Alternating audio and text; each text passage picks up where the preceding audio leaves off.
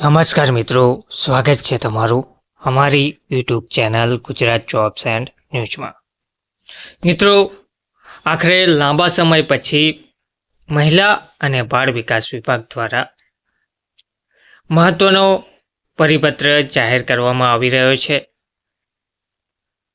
આંગણવાડી મહિલા અને બાળ વિકાસ વિભાગ દ્વારા આખરે કમિટીની પુનઃરચના કરવા બાબત આ એક મહત્વનો જીઆર પ્રસિદ્ધ કરવામાં આવ્યો છે.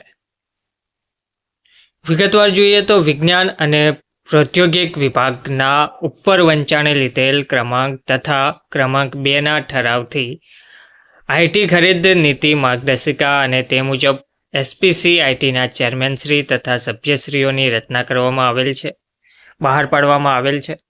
વંચાણે લીધેલ ક્રમાંક 3ના ઠરાવથી ગુજરાત ઇન્ફોર્મેટિક્સ લિમિટેડ GILને આઈટીના હાર્ડવેર, સોફ્ટવેર તેમજ આઈટી ઉપકરણોની ખરીદી કરવા માટે કેન્દ્રીય ખરીદ સંસ્થા તરીકે જાહેર કરવામાં આવેલ છે. તો વંચાણે લીધેલ ક્રમાંક 4ના પરિપત્રથી સરકાર માન્ય એજન્સી જેમ કે GIL, NIC, ઇન્ડેક્સ્ડ બી અને GIPLને કન્સલ્ટન્ટ તરીકે કામગીરી કરવા અધિકૃત કરવામાં આવેલ છે.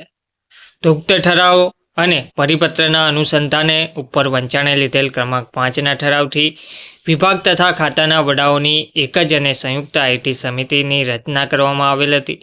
વંચાણે લીધેલ ક્રમાંક તથા ક્રમાંક 7ના પરિપત્રોથી વિભાગની આઈટી કમિટીમાં સભ્ય સચિવ તરીકે નાયબ નિયામક આઈટી વર્ગ 1ની નિયુક્તિ કરવાની જોગવાઈ કરેલ છે અને સરકારશ્રીના વહીવટી વિભાગો ખાતે ફાળવવામાં આવેલ વિભાગ હસ્તકના આઈટી સહવર્ગના અધિકારીશ્રીઓએ તેઓને ફાળવેલ વહીવટી વિભાગની આઈટી કમિટીના સભ્ય સચિવ તરીકેની કામગીરી કરવાની તથા સદરહુ સમિતિની બેઠકમાં સંબંધિત નાયબ નિયામક આઈટી વર્ગ 1ના અધિકારીએ ઉપસ્થિત રહેવાની જોગવાઈ કરેલ છે. તે મુજબ વંચાણે લીધેલ ક્રમાંક 8ના ઠરાવથી વિભાગ તેમજ ખાતાના વડાની કચેરીઓની સંયુક્ત આઈટી સમિતિમાં સભ્ય સચિવ તરીકે આઈટી સહવર્ગના અધિકારી મદદનીશ નાયબ નિયામક આઈટીને તથા વિભાગના નાયબ સચિવ મહેકમ અને CIO અને નાયબ નિયામક આઈટીને સભ્ય તરીકે નિયુક્ત કરવામાં આવેલ છે. સદરુ વિગતો ધ્યાને લેતા મહિલા અને બાળ વિકાસ વિભાગની આઈટી કમિટીની પુનઃરચના કરવાની થાય છે. આમ કોમ્પ્યુટરાઇઝેશન, આઈટીને લગતા હાર્ડવેર, સોફ્ટવેરની ખરીદી અને આઈટી સંલગ્નમાં સેવાઓના અમલીકરણ માટે મહિલા અને બાળ વિકાસ વિભાગની આઈટી કમિટીની પુનઃરચના કરવા અંગેની બાબત વિચારણા હેઠળ હતી. તો ઠરાવ છે, પુખ્ત વિચારણાને અંતે મહિલા અને બાળ વિકાસ વિભાગની કોમ્પ્યુટરાઇઝેશન, આઈટીને લગતા હાર્ડવેર, સોફ્ટવેરની ખરીદી અને આઈટી સંલગ્ન સેવાઓના અમલીકરણ માટે આઈટી કમિટીની નીચે મુજબ પુનઃરચના કરવાનું ઠરાવવામાં આવેલ છે. તો અધિક મુખ્ય સચિવશ્રી, અગ્ર સચિવશ્રી અને મહિલા અને બાળ વિકાસ વિભાગ હોદ્દો છે અધ્યક્ષશ્રી, નાયબ સચિવશ્રી, સંયુક્ત સચિવશ્રી, મહેકમ અને CEO મહિલા અને બાળ વિકાસ સભ્યશ્રી, નાયબ સચિવશ્રી, આઈટી વિજ્ઞાન અને પ્રૌદ્યોગિક વિભાગ પ્રતિનિધિ, તેમાં હોદ્દો છે સભ્યશ્રી.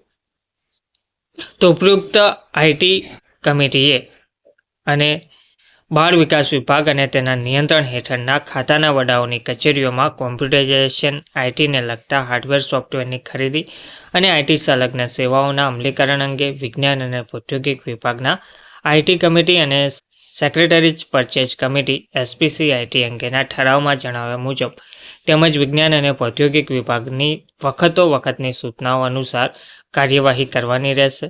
વિભાગ અને સંલગ્ન ખાતાના વડાની કચેરીઓએ આઈટી સંલગ્ન ખરીદી માટે બીડ કરતા પૂર્વે બીડ આખરી કરતા સમયે કોઈપણ એજન્સી GIL, NIC, GIPL અથવા અન્યને આઈટી પ્રોજેક્ટ આપતા પહેલા આઈટી કમિટીની મંજૂરી લેવી આવશ્યક રહેશે. તો પ્રસ્તુત ઠરાવ વિભાગની સરખા ક્રમાંકની ફાઇલ પર સચિવશ્રીની મળેલ મંજૂરી અન્વયે બહાર પાડવામાં આવેલ છે.